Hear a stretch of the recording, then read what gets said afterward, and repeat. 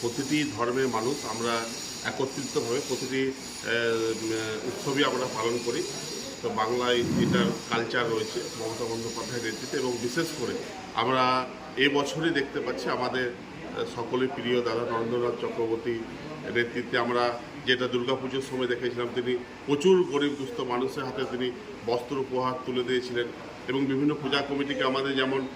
সরকার থেকে সহযোগিতা করেছিলেন, তার সাথে সাথে তিনিও ব্যক্তিগতভাবে করেছিলেন। ছট পূজাতেও আমরা দেখেছিলাম যে তিনি যে সমস্ত ছোট মায়া যারা বতী ছিলেন তাদের হাতে ফল এবং সারিয়ে, এবং বিভিন্ন ছোট কমিটিকেও তিনিও কিছু তাদের সামান্য কিছু সাহায্য করার জন্য চেষ্টা করেছিলেন আর্থিকভাবে। ঠিক একইভাবে ঈদেও আমাদের যে সমস্ত মসজিদ রয়েছে সেই জায়গায় যারা কমিটি রয়েছে সেখানে তিনি সেই কমিটিদের হাতে কিছু সাহায্য তুলে দিলেন, এবং সাথে সাথে ইমামদেরকেও তিনি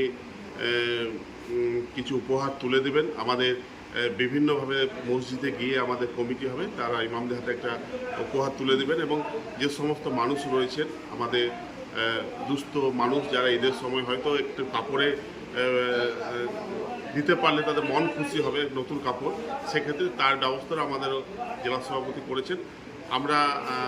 একটাই কথা বলবো যে আমাদের দাদা নরেন্দ্রনাথ চক্রবর্তী যেভাবে পশ্চিম বর্ধমানের জন্য কাজ করেছেন মমতা বন্দ্যোপাধ্যায় এবং অভিষেক বন্দ্যোপাধ্যায়ের আদর্শে, আগামী দিনে মানুষ